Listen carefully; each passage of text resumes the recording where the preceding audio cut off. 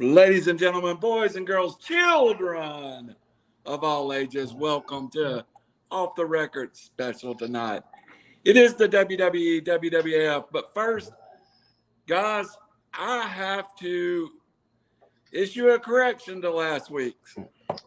Oh, 5.5. In between 6 and 5 now lives Tully Blanchard and Arn Anderson. And it was some NWA cohorts, Howie, one of them that you know and one that you don't know, that fought for them. And I figured if somebody who had been in the ring with them fought that hard for it, I mean, it got ugly. Like, I was like, they were a tag team for 18 months. And they were like, we don't care. Here was the best point they made, and I'll correct it on my list. When we get down to the final list, will Tully and Arn be in my top 20? Yes. Was Tully and Arn to be in the top 20? Do they have to be in the top 10 of the NWA or the WWF? Yes.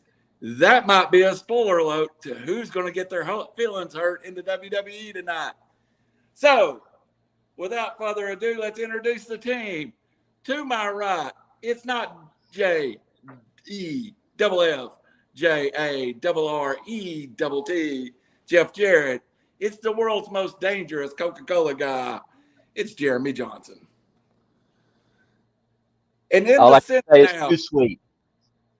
woo, in the center now, the host of tonight's show, the one, the only, Howie Lovechild Cheney. Hello, gentlemen. How are y'all this afternoon? Wonderful. Wonderful. So Randy, my first question is, how many times does Mr. Rose give you a text to want you to add them to that top 10 list? I'm not going to reveal names. I'm just going to say that it was quite a battle. A lot. Because I'm still not sure if Tully Blanchard and Arn Anderson is a top 10 tag team with only 18 months as a tag team. But they will be in my top 20 without a doubt. I want to repeat myself right here. If you would have listened to me last week, you wouldn't have not had that issue. I'll repeat myself. Two of the best finishers you will ever find. It's Jeremy, Tully and Arn. I don't care if they were together 3 months. Tully and Arn. You never done a spine buster or a slingshot suplex, so I'm going to give somebody else a little more Corrito than you. Hey, don't be so sure of that. Let's get rolling tonight, Howie. And I'm going to tell everybody, you're going to get your feelings hurt tonight because there's some teams that's going to left off, including probably the one we just talked about. And there's going to be some great teams left off the list tonight. And I did not change my original 10 or 12 teams that I had. It's just they're all over the place, and I absolutely hate it who I chose as the best tag team in the WWE history. Okay, gentlemen, here we are. We're at the top 10 of the WWF, WWE tag team wrestlers. Look like both of you making a few adjustments right now as I even speak. So we're going to change the format up just a little bit tonight because there's so many honorable mentions on this thing because WWF been around forever and ever. A ton of tag teams. So to try to get through all this a little bit quicker, we can spend more time on the top 5 because I think it's going to be so far apart between you two. Compared to last week, it was so close to being the same. So 10 through 6 is going to be kind of a rapid fire type thing. And then 5 through 1 will be a heavy discussion on why you think, because last week's discussion didn't carry on very much because y'all were pretty much identical. So we'll either be identical tonight or we may not even have the same 5 teams. You will not. I'm going on record right now saying you will not have the same 5 teams. All right. So to get started, we are going with Mr. JBJ himself with number 10. Okay, number 10, Nikolai Volkov and the Iron Sheik. Gotta be. Randall. It's just Number 10 was a tie for me, shockingly. It is the Wild Samoans, Alpha and Sika. And the reason they have to be on the list, I think more than any wrestler that influenced Vince McMahon, the Valiant brothers, Handsome Jimmy, and Dr. Jerry, the Valiants. Now, we all grew up with Jimmy Valiant as a singles wrestler. Before that, major heel. Hey, Vince McMahon's on record as saying his favorite wrestler is Jerry Valiant. So, Good deal. All right, Randall, go ahead with number 9. And by the way, before you give your number 9, I think you're tying number 10 every week, where you can actually have 11 instead of 10. yeah, that's pretty slick. yeah. Can I about have a 10.1? Can I have a 10.1? All right. Number 9. Number 9, I came up with, I feel like there was no real originality with this team, but the individuals in this team are legendary. Bill Eadie, the Masked Superstar, whatever you want to call him, the Repo Man, Crusher Khrushchev. It is Axe and Smash, Demolition. Wow, I'm really surprised that they're that low, to be honest. So They barely made the list. I will be completely honest. If I didn't make the rebuttal about Tully and Arn would have been number 9 on this list. Wow. All right, Jeremy. All right. So, unbelievably, number 9, Axe and Smash, Demolition. Wow. I couldn't believe it. I was like, are you kidding me? So, my criteria is strictly based on how they made me feel. I did feel like they were, Road Warrior knockoffs. However, they were really imposing. So, Bill Eadie, the Masked Superstar, is a legend. yeah. So I give all the respect to Bill Eadie, and so that's ironic that we start with the same one. That's Maybe our almost top scary. 5. Yeah, maybe That's our top almost 5 is scary. a little bit closer than I think it is. So, Jeremy, let's go with your number 8. All right, so number 8. Man, this is really tough because I've got 3 teams here that I really. Well, hey, no, I'm going with Farouk and JBL, the Acolytes. The reason being is forgive my language, they just kicked ass. I mean, that's all it was. I mean, Ron Simmons, man, so underrated, incredible athlete. JBL, long career. I just liked him a lot. All right, Randall, number 8. Oh, you didn't know? You better call somebody.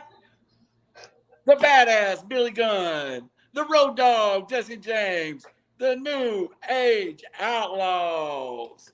And this was 20 years ago, and Billy Gunn looks as good today as he did 20 years ago. I swear, man.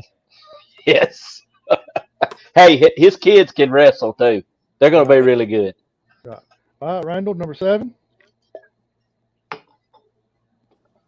I know we're going fast, but I'm going to justify this one. The only Triple Crown tag team in the history of the WWE. NXT World Champions, SmackDown World Champions, Raw World Champions. They'll be number 1 on next week's list or a couple weeks down the road. It's the Revival. Okay. Yeah, we spoke earlier today, and I said that I felt like they were underused in WWE, or they could have been a lot better. But still, yeah, that first run they had where they put the NXT titles on them, the Raw title, nobody's ever done that. Right. So the first run, And y'all know when we get to the Indies, it's going to be the Briscoes, the Bucks, and the Revival all at some order up of this list. Right. Okay, Jeremy, you're number 7. All right, dude. Wow, this one really tough for me because these 3 tag teams were joined at the hip, so I struggle with this. But I'm gonna have to go with Matt and Jeff, the Hardy Boys. Woo! Wow. I'm Um, surprised they're that low. well, I mean, look, innovative. I've not really ever been a big Matt Hardy fan, but I've always been a Jeff Hardy fan. And the reason being is when I came back to wrestling, Jeff Hardy was uh, singles. They were singles competitors. So I grew to like him. God love him. I hope, he gets the help he needs and can get back and finish his career for sure and be sober. But I'm going with the Hardy Boys. All right. Go ahead and give us your number 6. All right. So in that same vein, I've got to go with Edge and Christian.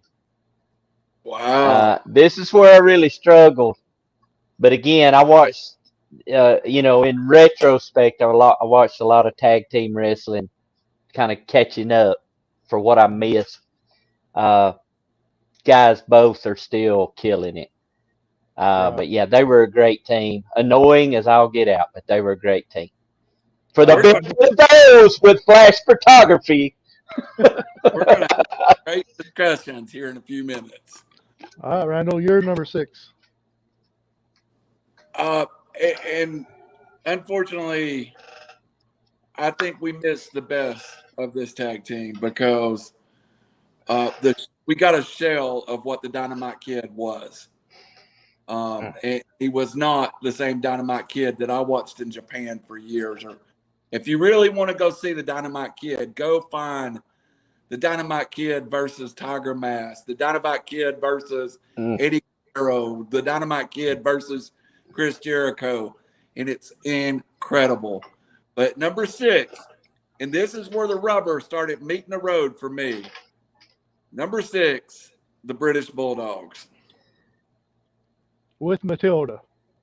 Yes. I hated that dog. I thought it was great. I loved it. Best thing ever, but that goes to show you the difference in her age right there. That was good. I knew I was putting them outside of the top 5. That's kind of where I went, okay. I felt like this point on, you had to be multiple time champions. You had to have single careers or do something that separated you. And unfortunately, we really didn't get the best of the British Bulldogs. Right. So, do we have any ads tonight, Randy? Are we running any ads real quick? No, we do not have an ad tonight. Do not have an ad. Good deal. All right. Voted, my main. Do what? I'm sorry. Voted ending last night for Davis Kessler. Okay. Hopefully. All right. Good So to go. here's my main question for both of you before we get into the top 5. What was your main decision on putting your top 5 together, Jeremy? I really got the same criteria that I had for last week. I did kind of look at, maybe titles, maybe the run. But I mean, again, to me, wrestling's all about how does it make me feel, and so that's kind of why I went the way I made the decisions I made. Okay, Randy, what about you? At the very top of it, it became about who was almost more legendary in their performance, and it became about moments, and that was a big thing for me. Me not being a full-time WWE fan. When I was putting this list together, I thought about moments and how those certain matches made me feel. And I think when you see my top 5, you will see that it is a group of that except for one, kind of revolutionized the tag team division in the WWE and all tag team wrestling. Right. I understand. There for a while back in the the late 90s, there was talk that the WWF at the time was actually going to get rid of tag teams because Vince was not a big fan of them. It's still not.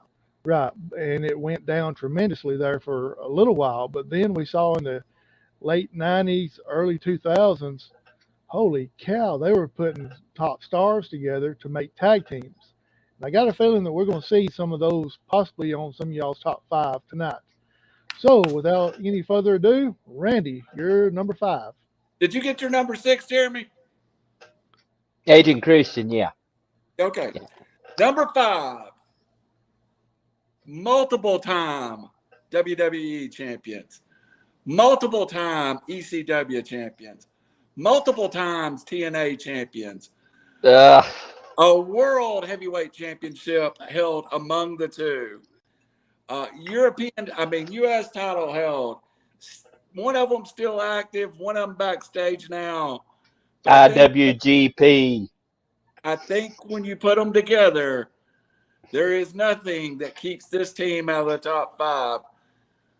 I give you a Bubba Ray and Devon, the Dudleys. Yep. Very good. Very good. I like that being a top 5. Jeremy, how about yourself? Number 5. All right. So for me, number 5. I'm really surprised here, but number 5. Dynamite Kid and Davey Boy Smith, the British Bulldogs, with Matilda. There was gave them the damn dog. Just I threw it in after the fact because it was look. I like them. Period. Tom Billington, dude, Dynamite could work, and they both lives too short. But man, they were jacked and they could move, and you could see. I remember wanting them to wrestle the Road Warriors, even though the Road Warriors were a lot bigger. But yeah. So to a certain extent, let me ask both of you this: since both of you made your top 10 list, were they kind of ahead of their time to some of their athletic ability at the moment? Absolutely, and I think Davey, as he got bigger, lost some of his in-ring skills. Mm-hmm. I thought the Davey Boy Smith we saw in the late 90s, New Heart Foundation and stuff, wasn't the same Davey Boy Smith that we saw. Dynamite is unreal, and Dynamite's life is a tragedy. I mean, all-time wrestling tragedies that we talk about, Dynamite's not one of them that we address every day. But Dynamite ended up living in a wheelchair, broke, basically a daughter that he did not have anything to do with, trying to take care of him. But Tom Billington, for lack of a better word, was Will Ospreay before they were Will Ospreay. Yes, that's a good analogy. Yes, absolutely. Davey Boy Smith was that big man that could work, but as he got bigger, I don't think he had that leaving your feet aura about him. Also, a word of caution here. Dynamite used the flying headbutt. If you go back to wrestling history and see what happened to people that used the flying headbutt, Dynamite, Chris Benoit, Harley Race, it really is one of those that I don't think we need to be using. And I think it does serious damage. I agree. All right, Jeremy, let's hear your number 4. Oh gosh, man, number 4. I'm still struggling a little bit here, but I'm going to say Road Dogg Jesse James and Mr. Ass Billy Gunn, the New Age Outlaws, one of the most decorated tag teams in the WWE history. Of course, we include them with DX, but they were a tag team. And Road Dogg, man, the dude could talk. Dude could sing in other versions of him, as we know. But they were cool. at that time, Attitude Era, they were cool. Come out with that. Oh, you didn't know? You know what? Hey, Entertaining. I had them lower, but I want to make a case too that I think Jeremy, if we miss out on that, maybe Billy Gunn was one of the top 3 or 4 tag team workers of all time.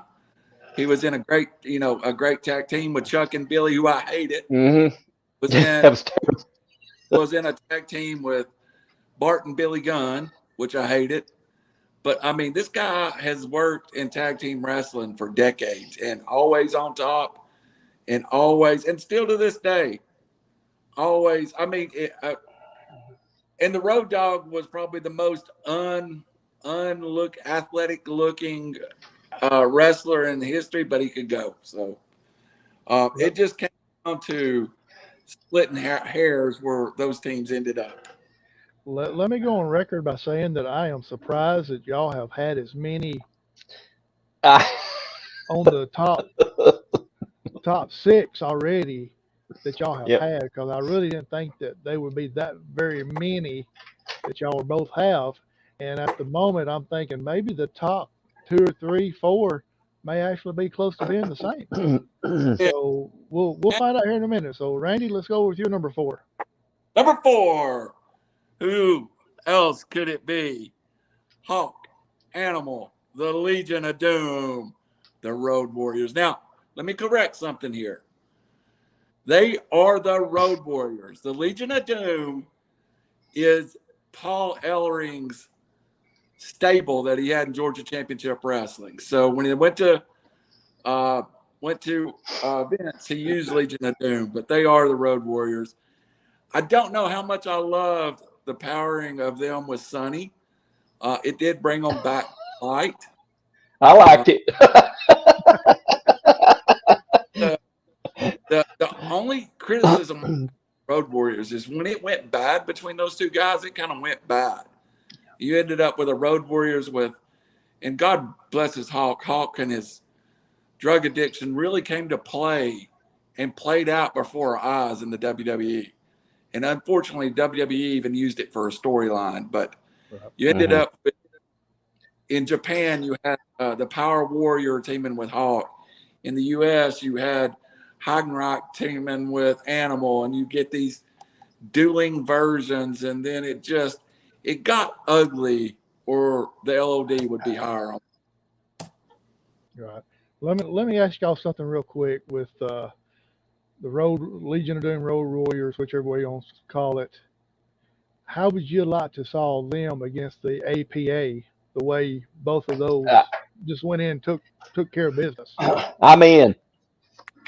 Hey, I'll take them versus the Wild Samoans.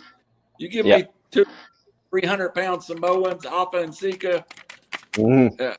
Ed said one time, he said it was hard for the Road Warriors to work with big guys, right? Because they guys that would bump for them, because you can't make Godzilla not be Godzilla. Right. No, I agree with that. But I think Acolytes APA comes out on top on that. I really do. As much as I love the Road Warriors, both those guys were legit. I mean, Ron Simmons. Nah, I'm not messing with Ron Simmons, JBL. Neither one of them. Hey, you might be able to find on the internet the Road Warriors versus Terry Gordy and Steve Williams somewhere. If you look, that's sweet. Wow. And we had the Freebird, and when the Road Warriors were in the AWA World Tag Team Champion, you got a super card that AWA did called, and it was called Super Card, I believe. Anyway, at the top of that card was maybe my dream tag team match. They had the Freebirds, all 3 of them, Michael P.S. Hayes, Buddy Jack Roberts together against the Road Warriors. But I'll just be honest with you. Terry Gordy could physically hang with it. But when you saw Hayes or Buddy Roberts, you were like, No. like the other. So. All right, guys, we're at the top 3 now. So we need some heavy discussion on the top 3, because I got a feeling there could be a little bit of difference here, but the way it's gone so far tonight, it may be just all three is going to be the same, but everybody's going to have them placed at a different location. So if that's the case, you got to give your best at why they're located where they're at. Right. Well, I can tell you, I may have a spoiler. It's not going to be the same. Okay, all right. Well, let's hear your number 3, Randy. My number 3, Matt and Jeff, the Hardy's boys. And Okay. let me go ahead and say, they name pay-per-views after the Hardy boys. To this day, tables, ladders, and chairs is a Hardy. If you haven't saw 3D versus Team Hardy, if you didn't see the and then you got to get into individual careers. The best storyline that WWE may have ever told that wasn't in a WrestleMania was The Undertaker versus Jeff Hardy. If you haven't seen that, go watch it. He made Jeff Hardy in that.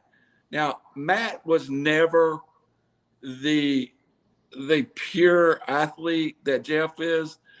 But if you go back and start thinking about it, Matt Hardy carried the U.S. title for a decade almost, in and out of that thing.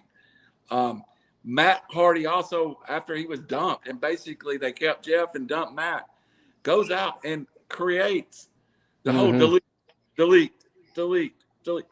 Matt Hardy has reinvented himself, the second most in pro wrestling to the king of Y2J, the Painmaker, Chris Jericho. Let's run off the nicknames. Le Champion. I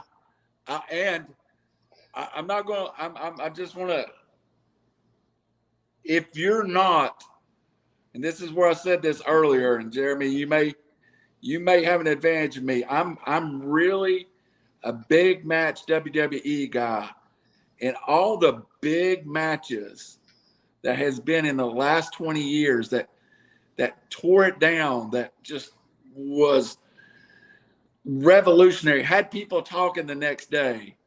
Somehow Matt and Jeff was involved. And recently at WrestleMania 3, or WrestleMania, when New Day was teasing that they were going to enter themselves in the tag team mayhem match, and they stepped aside and the Hardys came out, as big a part as that WrestleMania had. Yes. So I agree.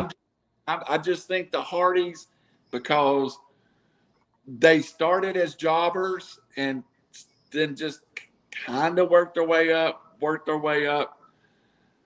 They're, for me, I'm not a huge Hardys fan. I pray for Jeff every night. Please get your life together. Matt has worked hard, but to me, they're kind of the Rock and Roll Express or the Midnight Express of the WWE. They were the team that was always there, that always could make the little girls scream and do something. So that's my Hardys. All right, Jeremy, let's hear your number 3. Okay, so I'm still struggling here, but number 3, I go with Jimmy and Jay, the Usos. Modern team, they've been around now for what, 10 plus years. Watched a lot of their matches.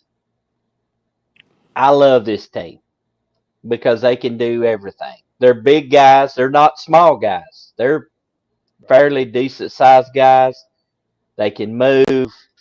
If you want to high fly, they can do that. If you want to just brawl, they can do that. And you pair that with, they've got the bloodline for real. They do have the bloodline. And you have that, pair them with what they've got going with Roman right now. It's good. That's good stuff, man. I like Jimmy and Jay, and they've always delivered. I'm glad. At one point, I thought, why won't they give these dudes the kind of the push or whatever that they deserve it, and they're getting that, and it's working. So I like these guys a lot. So I had to go with Jimmy and Jay. By the way, that's probably my only modern like current team on this list.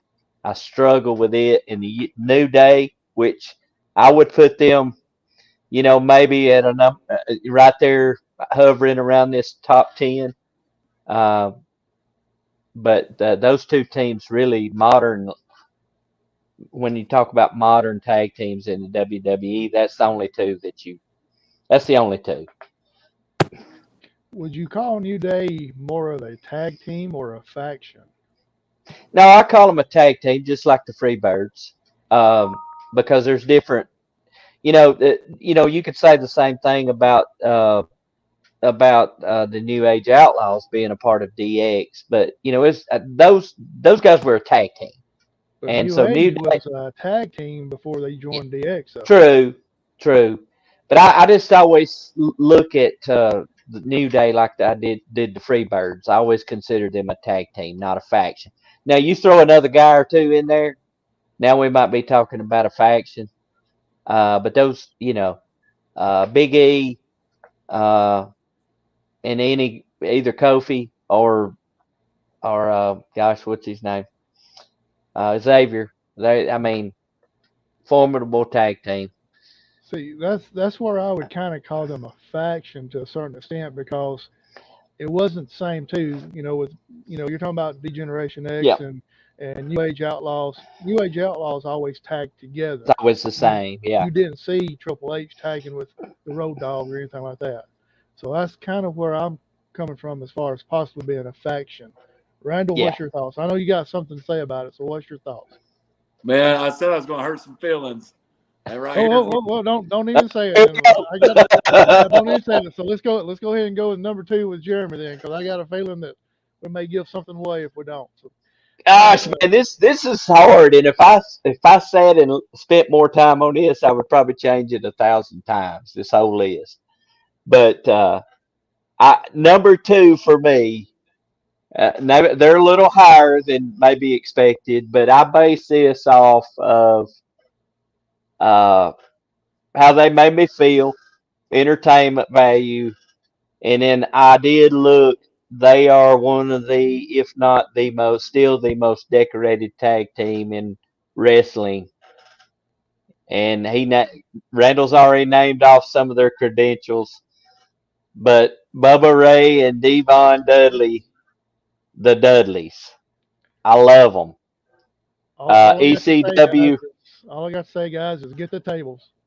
That's, I mean, there was just something about that, and I loved it because Bubba Ray, he could talk, uh, and then I loved it when Devon would come in and say, "Oh, my brother, testify."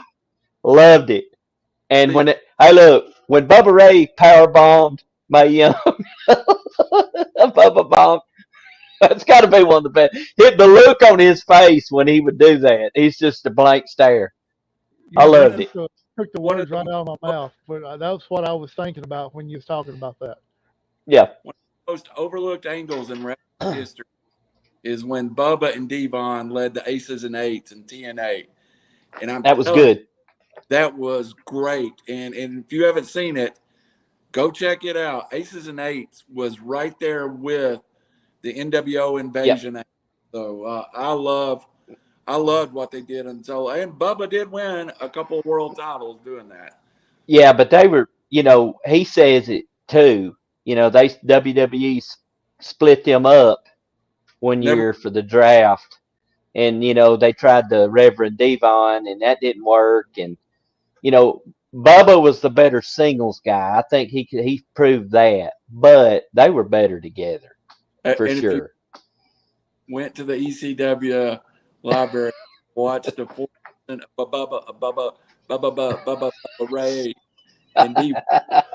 It is the true belly laughs in pro wrestling history. It was hilarious. I watched it recently, first time I'd ever seen it, and I'm like, oh my god, that's And don't forget about that's their little awesome. brother Spock.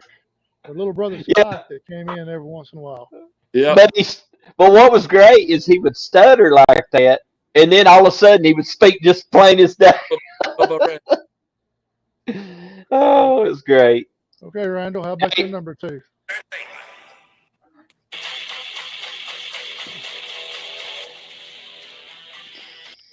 Oh boy.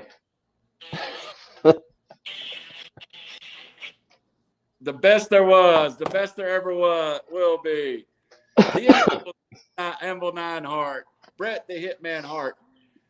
6 years. 6 years.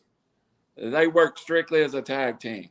Mm-hmm. At the top of that tag team division, it was not a quick 2-year run and make Bret the Hitman a star. It was years and years and years. And one of the great sins that I wish could be corrected was Bret Hart leaving for the WCW Yes. right when they had the New Hart Foundation going. And the New Hart Foundation consisted of Bret, Jim, the Bulldog, Brian Pillman, and Owen. It was a 10-month run they had as the New Hart Foundation. And it was set up to be one of the greatest angles in the world.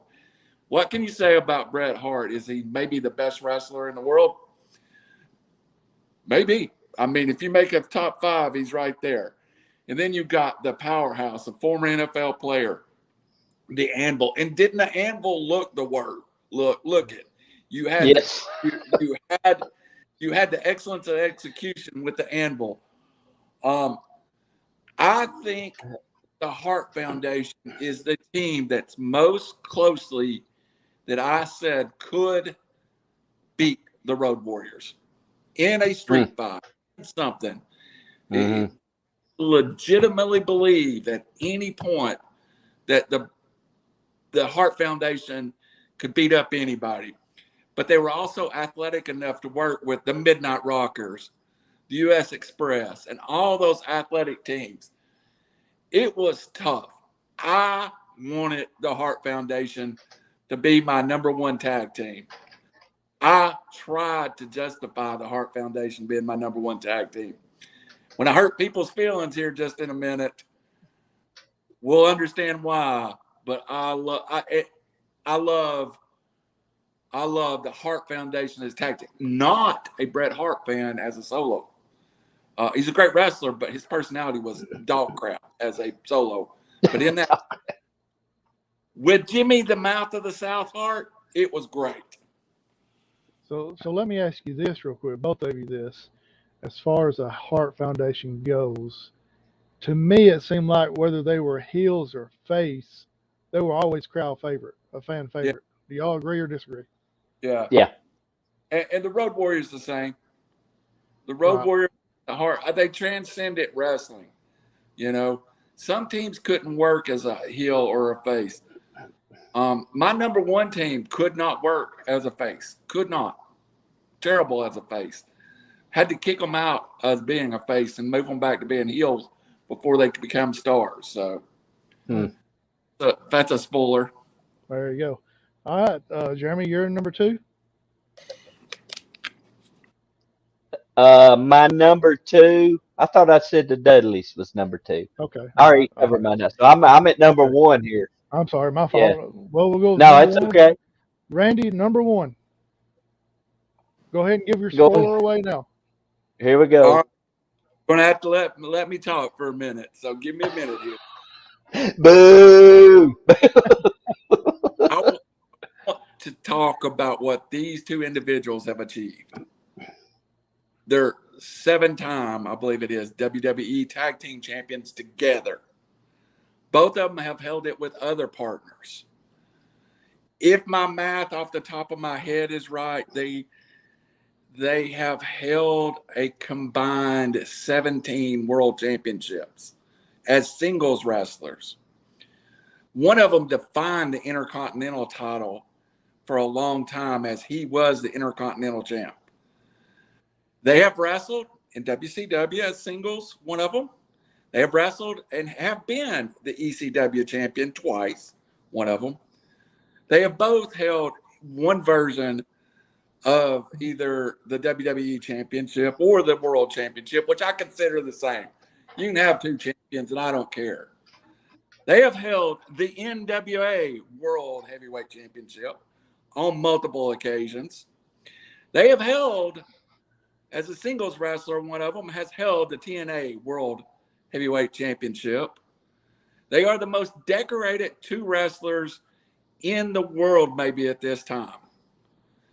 I give you the best tag team ever in the WWE, Edge and Christian. Oh, come on, man. Come No, on. they're not the greatest tag team. And here's why. When you go back and look at all those tables, ladders, and chairs matches that the Dudleys had, Edge and Christian was on the other side. When the Hardy and all this stuff, Edge and Christian was on the other side. When they took and they revolutionized like 4-man matches and 3-man matches, who was the heel every single time? Edge and Christian.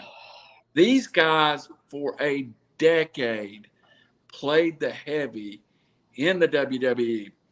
Edge was in WCW and they didn't use him right. Christian was floundering and went to TNA and won the NWA World Heavyweight Championship, won the TNA Championship, came back to the WWE. They put them back together. They again win the World Championship. They feud over the World Heavyweight Championship. Multiple time King of the Ring honors. I hate it picking Edge and Christian as the greatest tag team of all time.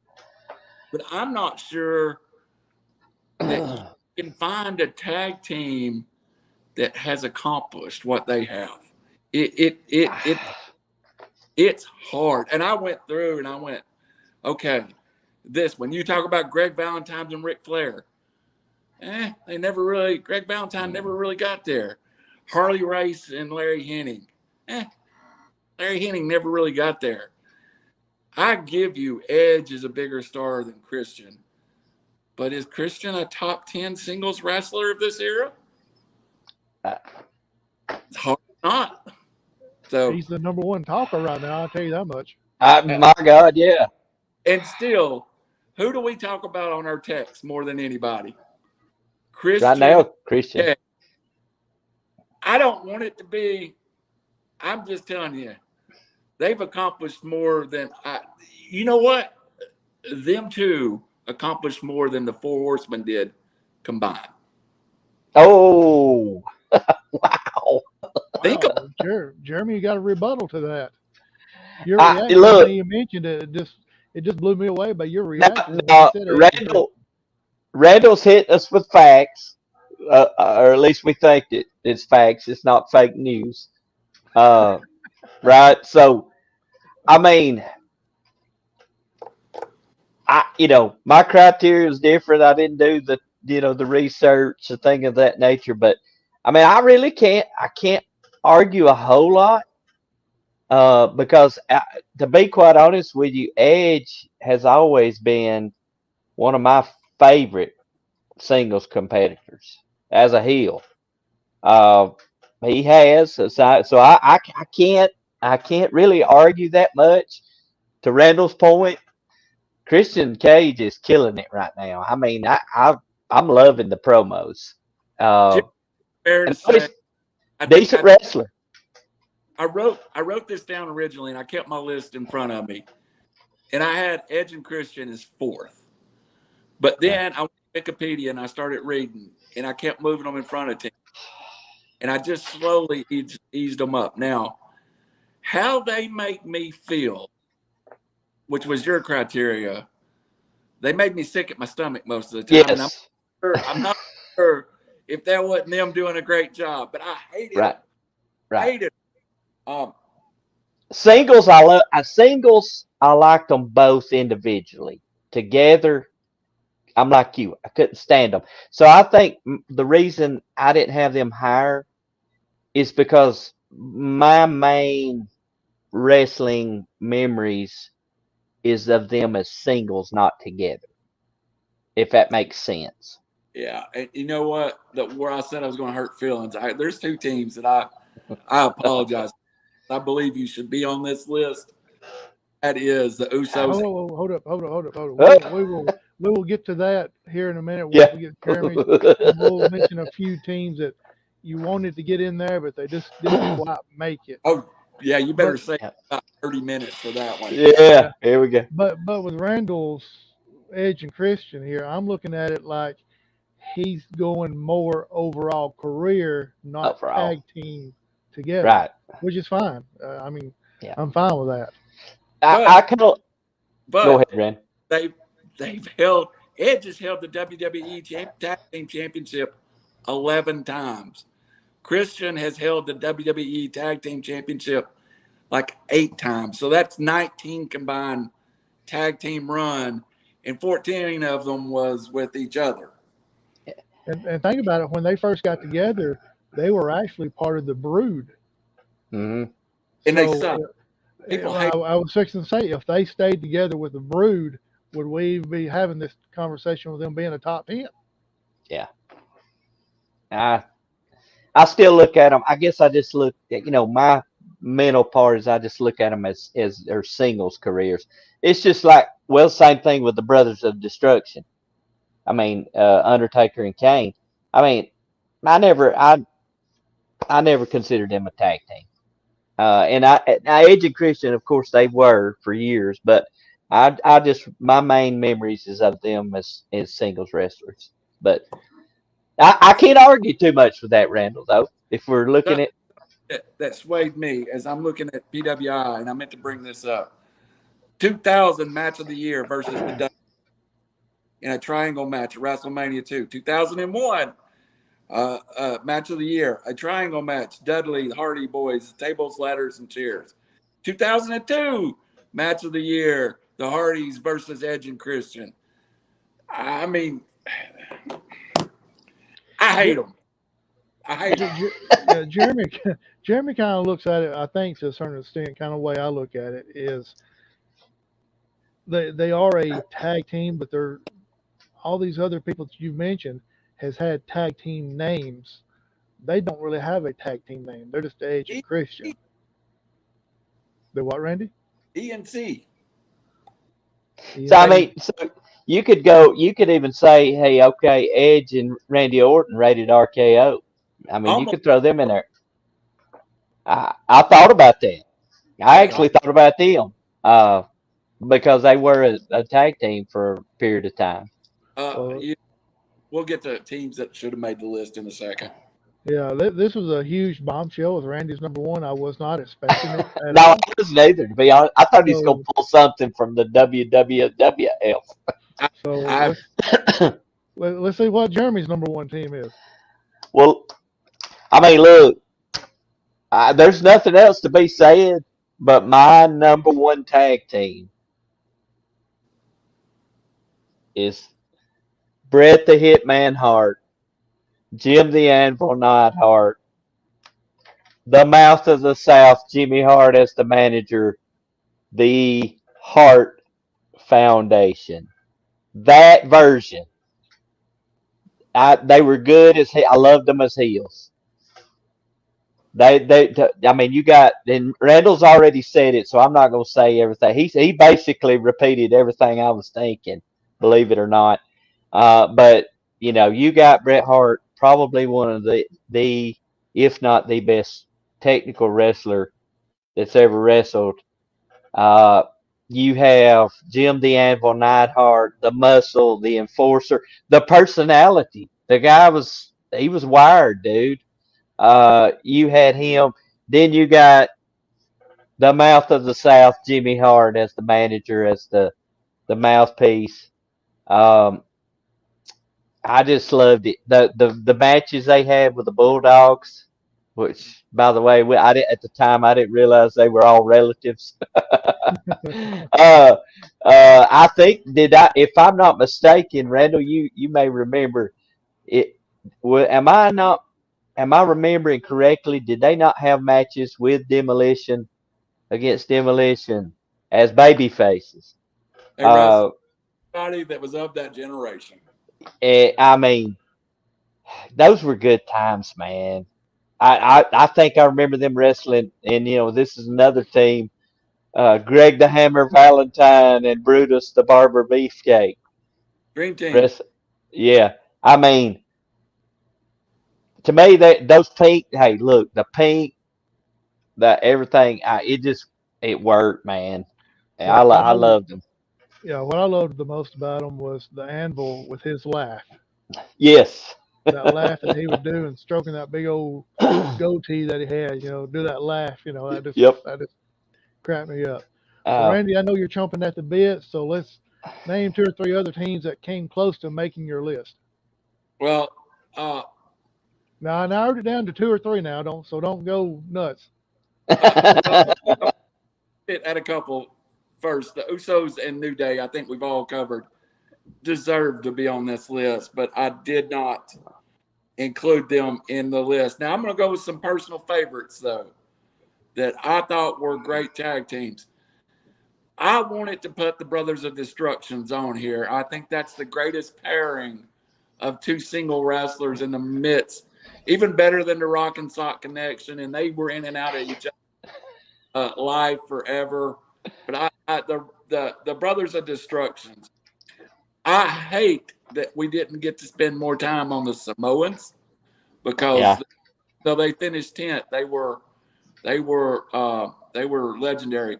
I'm gonna give you one that, and then I'll pass it off, that I don't think anybody would think about, but they were great.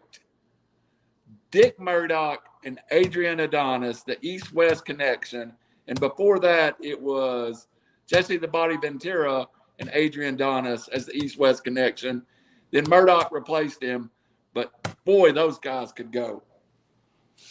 Jeremy, it's all yours, brother. Dude, hang on. Oh, while he's talking, I'll throw one more in there for you that I think is underrated a lot, and that is the Honky Tonk Man and Greg the Hammer Valentine as Rhythm and Blues with Jimmy Hart. Mm-hmm. I thought great. That was one of those teams you could beat every night, pin them dead in the ring, and come back the next week and beat them every single time. Oh, I love it. The Honky Tonk Man and Greg Valentine got beat. So that would be another one. I'm really disappointed that the Moondogs didn't make it, but that's just my personal. The I think Moondog. Dogs may show up in my U.S. independence because they owned Memphis. So Jeremy, Wow. you got any team that you felt like should have made it or could have made it, just barely missed the list? Well, I got he's a few already. questions I want to ask after this, so go ahead. Yeah, I mean, I think New Day's right there. Uh, I'll tell you this one, and I didn't put in. I had the Road Warriors as my number one NWA team. The reason I didn't put them on this list is I never felt like they were the team that they were in the NWA. I didn't feel like they were used correctly. And then you throw in all the turmoil. You throw Puke in there. Uh, Rocco, the puppet or whatever that was that they had. I so I could very easily put them on this list. I could put Tully and Arn. I could put the Brain Busters. That's a great name, Brain Busters. I could put them on there. I'll tell you this: Money Inc. Ted DiBiase, Erwin R. Shyster. All right, we could go there. Let me throw another one. Let's throw in Strike Force. And we joked about this, but Tito Santana and Rick Martel. I thought it was so cool to see Rick, because I affiliated him with the AWA. I yeah, thought it was so cool to see him in the WWF. And then finally, speaking of Erwin R. Shyster, Mike Rotunda, Barry Windham, the U.S. Express versus Nikolai Volkov and Iron Sheik. Are you kidding me? yeah. That's good stuff at the time. Do you know who we haven't mentioned in any of this? Probably the Oh one I boy. was fixing to mention. Go ahead. Go ahead and mention it. Marty Jannetty and Shawn Oh Michaels. yes. It is. That was going Yeah. to be my next question. How did them not even make an honorable mention? Yeah. Yeah. I never thought of them as they broke up. Sean had the career that he had. Marty disappeared. I don't know.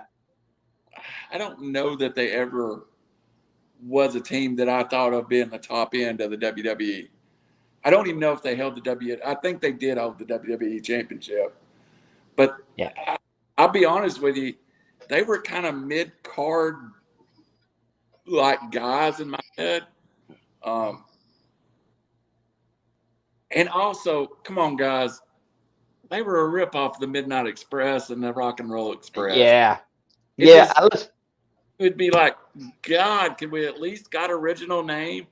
When we get to Indies, are we going to put Rock and Roll RPMs on our list? Oh, shit. Hey, I've got one. I'm going to throw one more in there. Jerry Show. Chris Jericho. Chris Jericho. Jeremy, I hate to tell you this, but most of the ones you mentioned is the ones that Randy called and said, how I know you're not ranking them, but how would you rank them if it was this? And you mentioned every one of them that. That's scary. That's pretty scary. Both of y'all's honorable mention are closer to being the same than the top 10. How about we've left off Team Hell No? Kane and Daniel Bryan. Oh boy, yeah. I mean, wow. They were together years, and that whole skit where they sent them. One of the only things I've watched WWE TV, the skits where they sent them to counseling, was hilarious. I forgot about that. That was awesome. The funniest stuff WWE ever did. And yeah. it'd be like, they would go, oh, it was hilarious. I just loved it. Oh, man. WWE does good for all the things they do bad. For somehow they put tag teams together that make sense. Arcade Bro is maybe the best thing in WWE right now. And makes me laugh. I mean, if you're not going to make the tag team serious division, like I think AEW sometimes makes it too serious. Mm-hmm. If you want to get belly laughs or do some silly stuff, do it in the tag team division.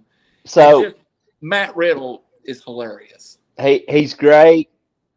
And you know, I would have never thought I would, if you'd have told me the concept before they put them together, I would have been like, no. But Randy, I'm going to tell you, Randy Orton is top 5 for me of my favorite wrestlers of all time. He's up there. The guy, it doesn't matter what you give him. He made that work, and it worked. I like him better as a straight-up heel, and he made me believe. I'll tell you this, first time I turned wrestling on, I've not watched wrestling in ages, right? And I was traveling, and I happened to stumble on an Andre the Giant documentary. This was years ago. And I watched it. I thought, I wonder what wrestling's like now. And I found Monday Night Raw. I turned it on. It was already on. And guess what was on TV? Probably Evolution. It was Randy Orton. This was probably about 2010 or 11, right in that neighborhood. It was Randy Orton and Ric Flair in a fight in the backstage. And of course, Ric Flair's bleeding. He ends up out in the arena, steel cage, locks himself in the steel cage with Flair, Cody Rhodes, it was the Legacy, and Ted DiBiase Jr. And Batista's trying to get in there to save Flair. That's how it went off the air. And I went, wow. That Randy Orton, he's brutal, man. He made me believe it. And so that was my first area, and I was hooked after that. I was like, man, that's good stuff. Hey, can I mention, I got a list here that the WWE put out, and I want to mention a couple of teams that we haven't mentioned that's on their list, and I'll give you where they're ranked, because I think we did pretty good. And a couple of these teams are even before me. The first at number 13, they had the Blackjacks. Everybody we mentioned it somewhat. Blackjack Mulligan, Blackjack Lanza. If you knew that era, that was 14 was Rock and Sock. We talked about them. 15, number 15, all-time tag team. And I know we mentioned them. Strike Force. But I mean, Yeah. they're there. Number 17, I think, is a big miss on all of our parts. Mr. Fuji and Professor Toro Tanaka. Fuji was just a part of that tag team Wow. wrestling year. Wow. Money Inc., Team Hell No, the Nasty Boys. I hate the Nasty Boys. They'd never make my list. Just not a Nasty Boys fan. Opposite Sags. Don Morrison and The Miz. That was a good tag team. They really were. The Natural Disasters, Earthquake and Oh, dang. I forgot about those. Smoking Guns. Here's the one that makes me sick. I forgot. Los Guerreros. Chavo and Eddie, the Guerreros. And we'll go one more, and I think it's one that could have easily made the list. The Quebecers. They were there for a decade. You had the Rougeau brothers with Pierre PCO that's in TNA now is Pierre Carl Louet. That's the same guy from the 80s that was in the Quebecers. The Colossal Connection, number 28, Andre the Giant, how cool. That was the team. That was the one I was thinking about. And then it gets into stuff that doesn't make sense to me, like Too Cool and teams I'd never have on my list. Yeah, Too Cool was more of an entertainment type, joking type tag team, I guess you could say. Yeah, and I don't remember. They said they have the Steiners on here, but all I remember was the WWE misusing the Steiners. And we'll get to the Steiners next week, I'm sure. Right. So here's one of my questions that I have for y'all.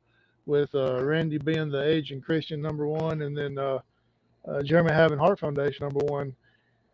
Randy, how would Edge and Christian fared back in the 80s? And Jeremy, yours would be how would the Heart Foundation fare today?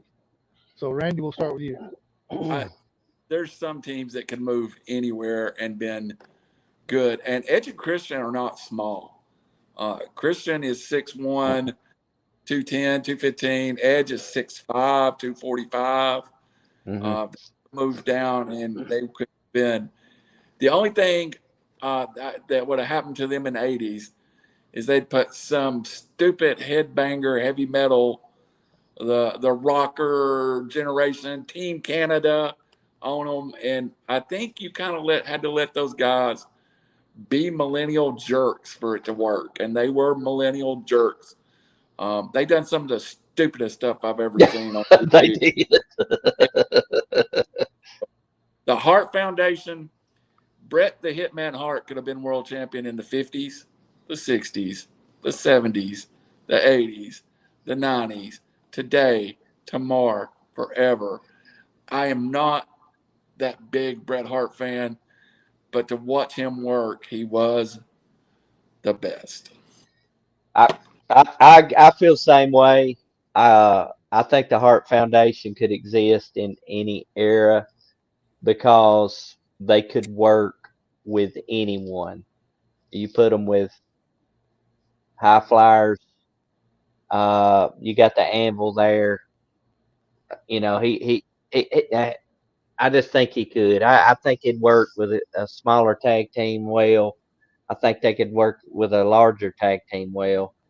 And you know, I think about this. I think about our friends, one of our favorites. I think we all agree. And Randall put them in his countdown, but as another named the Revival, but FTR. I think about FTR, and I think about the Hart Foundation the same way. They could wrestle anywhere, anytime, any place, in my opinion. We don't appreciate the FTR for how good they are. They're dang good. They have a match with the Bucks. It looks great. They have a match with the Briscoe. It looked great. They have a match with anybody. It looks great. And you know what? They're big enough. They're tough enough that you go, yeah, that guy's legit. I wouldn't want to run in him on a dark alley. So Here's where it goes. This is extreme to me, and this is the reason FTR made my list. When Jim Cornette tells me they're a once in a lifetime talent and they're in AEW, that means there's something special, you know. My dream match, my dream tag team match, era, generations, and I thought maybe when we finish this, we'll put together your own personal Starrcade WrestleMania or something. And I'm going to tell you, it's going to be hard for me not to have. That's going to be one of my questions next. So go ahead. It's going to be hard for me not to say FTR versus the Midnight Express would not be my dream tag team match because they're so similar and they work so similar and they work so smooth and they make you believe in that moment it is as real as rain. And that's what I love about wrestling. When you can mark me out and I'm sitting there, I know everything I know about wrestling and I still lose it. Thank you, Mr. Undertaker at WrestleMania. I was about to cry over. Yes. You mark me out. I don't fast forward through an FTR match ever. Ever. If I find a Midnight Express match I haven't seen on YouTube, I will watch. I found one the other night that was some TV match, and I watched it, and I was just like, good. Nobody can do it. FTR, Midnight Express, maybe Four Corners with the Rock and Roll Express, and just to make it interesting, let's throw Edge and Christian on the other side of it. I'd be in on that. Jeremy, let me ask you this question, and Randy, I'll come to you with the same question. But Jeremy, with your number one team being the Hart Foundation, who present day would you like to see them go against? Wow. And of course, Randy, yours will be the Edge and Christian. Who would you like to see them go against back in the 80s? All right. So, Jeremy, if you got an answer, go ahead. If not, then Randy, you can go ahead. I think Jeremy's pondering on this. So, Randy, if you got one, go ahead. Tell me Edge and Christian couldn't have played the Midnight Express against the Rock and Roll Express. You put those two hated heels in the ring, and you get the heat on Ricky Morton and let him crawl over there and start going, help me, to the fat lady in the first row and watch. You got a point. I think Edge and Christian could have worked that NWA territory, period. I think they could have thrived in the era of I think they would have been very good horsemen, to be honest with you. You give me Ric Flair. You give me Ric Flair, Ric Flair, Arn Anderson, and Edge and Christian. That's a good set of horsemen to me. So let me ask you this real quick, and Jeremy, will come to you. Talking about Edge and Christian fitting in good back in the 80s, how many times a year would they had to have been carried to the hospital for being stabbed or attacked? After hearing all of Jim Cornette saying. Twice. Oh, gosh. All right, Jeremy, how about your Hart Foundation? Who would you like to see them go against today? So let me ask you a question, clarify. So is that WWE? Anybody. Only? It could be, it could be the Hart Foundation against you and Randall if you want it to be. So. Look, and I think we're all feel the same. Look, I would love to see them wrestle FTR. How good would that be? I would love to see them wrestle the Lucha Brothers. I would love to see them wrestle and bludgeon to death the Young Bucks. I mean, you couldn't go wrong. You couldn't go wrong, but just, because I don't really think of it. There's not really any hot WWE tag teams right now other than the Usos. That would probably be a good matchup. How about putting Hangman Page and Kenny Omega back together for a night with the Hart Foundation? If they go over and beat the crap out of them, yeah, I'm in on that. You're all beat the crap out of the Elite, aren't you? No, look, I like Hangman. I do. I, but the Omega, I feel I'm about like Cornette when it comes to Omega. Twinkle toes. I thought he was a little too. It's too much, man. And of course, he may not even wrestle again, from what I've been hearing, Right. possibly. Um, So let me ask y'all this one thing right off the bat, and it's kind of winging it because there's not too many of them out there. But give your best managers oh, of tag teams real quick. We know one that's going to be out there. One of my favorites, Mr. Jerome Cornette, of course. So is there any others out there that you might that's possibly manage your top 10 or just that didn't make your list that you want you think they're a good manager? I got Captain one. Albano, the manager of Tag. Captain Lou. Captain Lou was the tag team specialist in the WWF for years. And, spoiler alert, Captain Lou went to the University of Tennessee. Here we go. All right, so Jim Cornette was the The best. one of, but I'm gonna say because he managed many teams, and Bobby the Brain Heenan Oh, to me was probably the. I mean, he could do Cornette. I mean, it's like this with them two. Bobby the Brain, man, he wrestled the Haku and Andre the Giant, Heenan family stable. I mean, you name it. his best tag team might have been back in the 70s. If you get time, go to YouTube, watch Nick Bockwinkel and Ray Stevens. Yeah. And it is incredible because Heenan was young too and just had quit wrestling. Bockwinkel, Stevens, and they're just baby face looking, and they're Yeah. always the Crusher and the Bruiser or somebody like that. So Yeah. yeah, Bobby the Heenan may be my number one. It maybe we'll do that someday, but it's hard for me to take Bobby out of number one. It's Bobby the Brain, man. Guys, I kind of surprised that neither one of you mentioned Jimmy Hart. You know, I, I like Jimmy Hart, but here's the thing with Jimmy Hart. Jimmy Hart was a heel because he was so freaking annoying. He was annoying. The megaphone, the airbrush suits, all of that annoying laugh. Now I'm not knocking him because he's probably number 3 or 4 for me. But Cornette was not annoying. He was just despicable. I mean, he was just despicable. Brain could just do everything. I mean, he could take a bump. I just liked how he was able to talk, and so unfortunately, and I'll ask you this, Jeremy.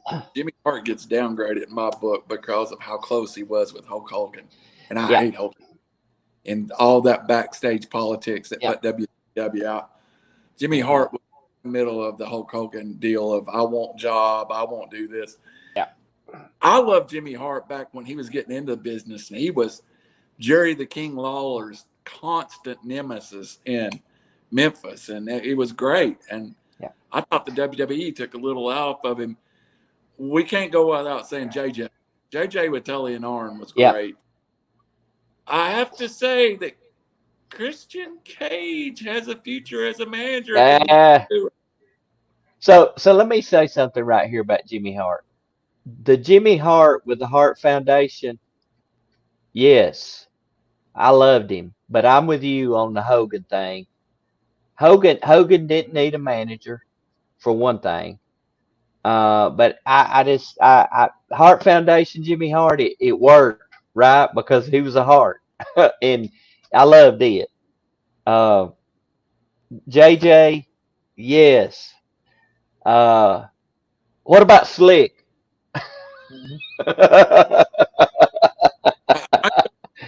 I'm a big fan of Gary Hart. So you give me Gary Yeah, Hart with anybody, yep. and I'll Hey, let's throw Paul Jones in there. Paul Not Jones. bad. Paul Ellering did more than Paul Ellering doesn't get his just due. Whereas when you hear about what all Paul Ellering did with the Road Warriors, then you go, "Oh man, what kept it together as long as they did." Mm-hmm. So I mean, his job for a decade and a half was to keep 300-pound wild, crazy, drug addict, steroid-induced guys from killing people. So, I do think we missed a little bit with the Blackjacks because they were managed by Bobby Heenan too. Yeah. The Graham brothers, and I said Jerry Valiant was Vince McMahon. It was actually Dr. Jerry Graham. The Graham brothers, which were fake brothers, of course, we all know Billy Superstar Graham, Mike Graham that ended up owning Florida, Crazy Luke Graham, Dr. Jerry Graham. They had a great tag team run up in the WWE, WWF. And a lot of times they were managed by the Grand Wizard of Wrestling, Ernie Roth, who also managed the original Sheik and some of those guys. So there's guys out there. Freddie Blassie. I'm surprised nobody mentioned Paul Heyman. Oh, because we're stupid. I would agree with that. Paul Heyman is good. Maybe the best run for Heyman as a manager, though, was with the Midnight Express, the new Midnight Express versus the old Midnight Express. That was pure gold. I missed that. So, quick question for both of you, real quick. Jeremy Johnson, Hart Foundation, #1. Out of your top 10 teams, whose finishing move did you like the best? Oh, gosh. Of course, you know, Randall, I'm coming back to you next with the same thing. Here's where I'm going. I'm going with the 3D because it is also the finishing move now of Jimmy and Jay, the Usos. Right, correct. I'm going with that. I mean that is I love it. I'm going with that. Best I can remember, you probably never saw anybody kick out of it. No. Randall. No. Well, I think it was called the Shatter Machine in the WWE. That's pretty tough. I like that. Also, the Hart Foundation would use what would later they would use Brett's what call sharpshooter. Sharpshooter. So they'd use that. I'm still a big believer that we overlook the LOD off the top rope clothesline that looks like they killed everybody. I don't know what they called it in the WWE, but it was pretty bad. So now I mentioned this earlier, so let's go. Let me mention it one more time. If we had the LOD against the APA, would it actually be a wrestling match, or would we just go ahead and put up the 6 sides of steel and just make it a UFC match? It'd have to be a fight. Yeah, it'd have to be a fight because they're not going. That's like Randall's point. You got 2 teams that are huge. They're not going to sell well for the other, and so it'd have to be just a straight up almost shoot fight, But wow. Just think about what we missed in Japan, and we never saw at Old Japan. Yeah. There were a lot of teams from Old Japan. Hanson and Brody versus the Road Warriors. Gordy and Williams versus the Road Warriors. The Great Muta ended up over there with what was his name? I can't remember. I don't know, but he ended up in a tag team that were just electric in Japan. Tenzai. And there's a lot of New Japan film from that era, but there's not a lot of All Japan. All Japan exists to this day and has huge crowds in Japan. They have no interest in marketing to the U.S. That's unbelievable, isn't it? So, I mean, and it's a whole different stable of wrestlers. And if I may be wrong, but I think it's actually owned by the Great Muta at this point. So you know what's awesome, and looking back and seeing Brody Hanson matches, Road Warrior matches in Japan. Uh, they almost treated those guys like gods over there. Yeah. That's why they went there. They could make major money there. But they were like giant. Well, for one, they looked at them as giants. But but yeah, watching those, I mean, the crowd get nuts for them. And there was a period where left Japan, so they teamed Hansen with Gordy, Stan Hansen, Terry Gordy. I mean, Unbelievable. you had Abdullah the Butcher over there. You had Dusty Rhodes coming in and out. You had. I tell you, who was huge over there was Dick Murdoch. When Dusty left that tag team and went to Japan, went to Florida. Dick went to Japan for a decade. So you think in Japan they had like a turnstile of ambulances just coming into the arena, taking people out with all the blood being lost? They used to beat the crap out of the fans. I mean, Brody used to talk about the chain and how he'd swing that chain because the crowd was just bum rushing, and he would swing that chain at their feet, and if that chain hit your foot, you were going down.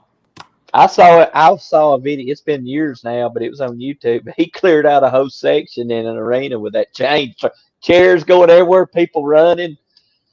I mean, different world. And the rumors were the Road Warriors, when they started making $10,000 a week, is when they really started working over there.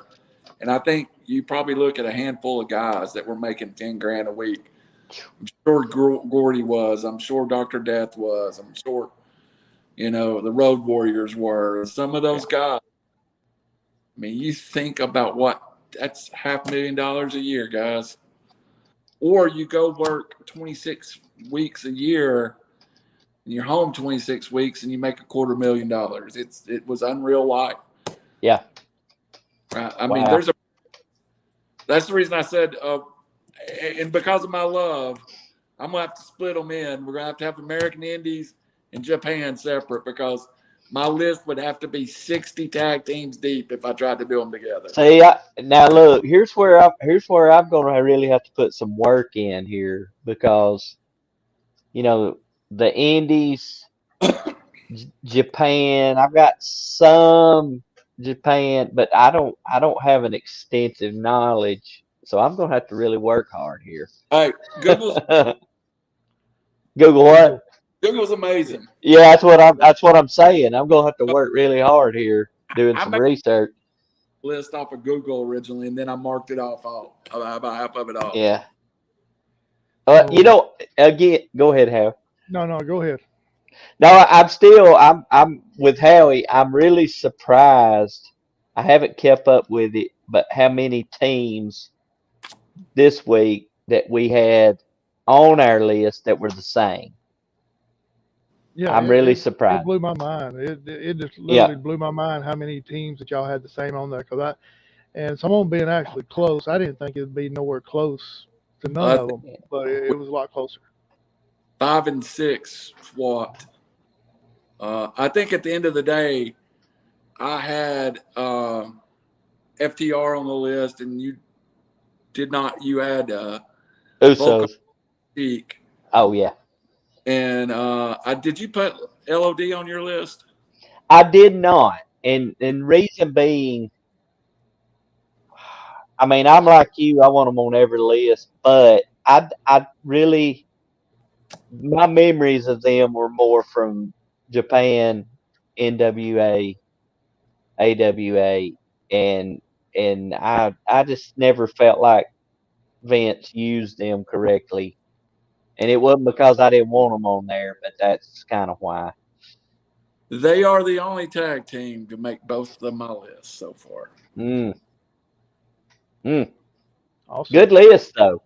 Mention of tag teams. Next week's guys will be the WCW tag teams. So we could have some that's on there 3 weeks in a row. Oh boy. We're I've gonna got. we're gonna get some elite teams in that WCW.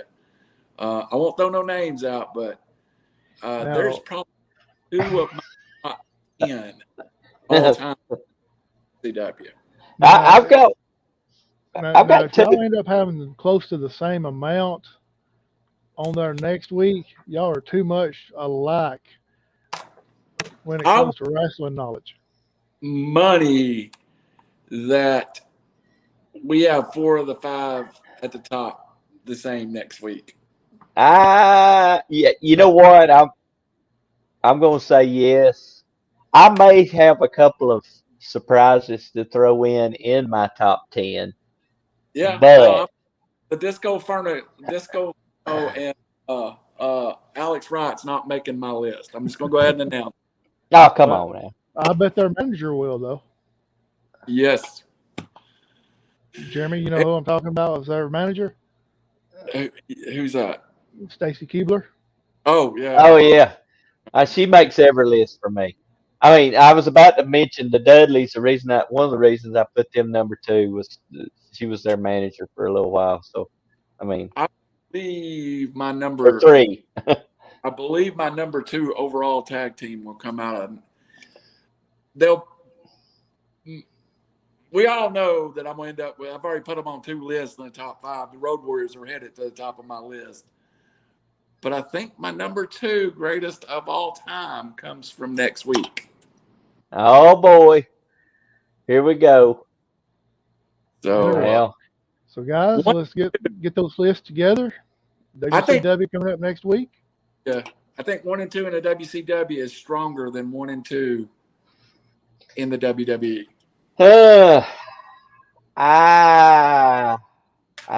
We agree too much. This is supposed to be fun. We're supposed to debate, but I can't disagree with you on that. WCW side. When I think about the ones that I have at the top so far, I'm like, the WCW gets weak at the bottom. I think there's some great teams top, but there's not as many deep stands. Yeah. No one has as deep a history as the WWE. And God, I could have went 50 deep this week. Yeah. I really have. Right. You kind of took the words out of my mouth. I was fixing to say that WCW wasn't overbearing with tag teams. Now, they would have tag team matches, but they would throw single guys together to make the tag team matches. But as far as having legendary tag teams together in WCW, that really wasn't but just a handful. I think they kept guys that were tag team specialists up at the top and kind of worked teams towards them.